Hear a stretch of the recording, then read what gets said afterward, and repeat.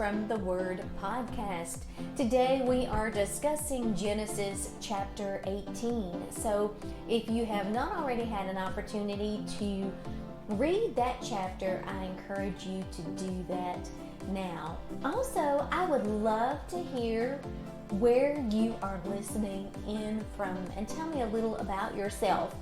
We've had listeners from numerous countries and all throughout the states in the United States, and I would just love to hear from you. You can find my email address in the show notes, and if you would send me an email just telling me a little about yourself, that would make my day. So let's get started with Genesis chapter 18.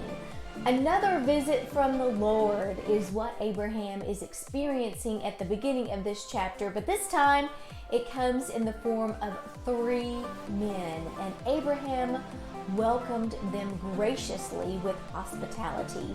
He also asked Sarah at the beginning of the chapter to whip up some delicious baked goods for the men, and Abraham talks to the men outside his tent while they eat, and then the men told him that this time next year Sarah would have a son.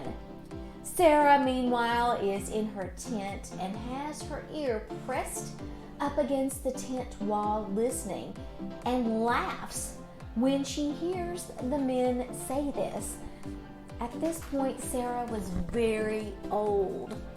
The men asked Abraham why Sarah had laughed, and why they would think it was funny that they had said that she would have a baby.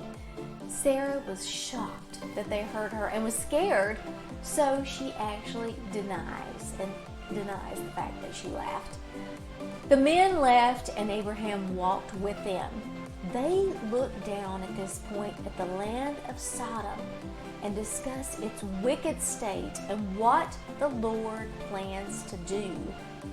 Abraham proceeds to intercede for Sodom, asking God what it would take for him to spare that city. After going back and forth in conversation, the Lord left. It's interesting to note the relationship between God and Abraham. They appear to be friends, and God was open to listening to Abraham's suggestions. It's not a friendship such as two people being equal, but more like a king and his relationship with his confidant. My takeaway today is this: God is a gracious God.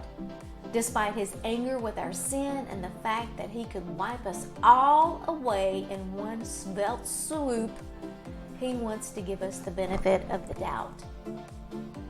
That is evident here when he said he would save the city of Sodom if there were only 10 righteous people in the entire city. Thanks so much for joining me today. I'll see you back here again next time.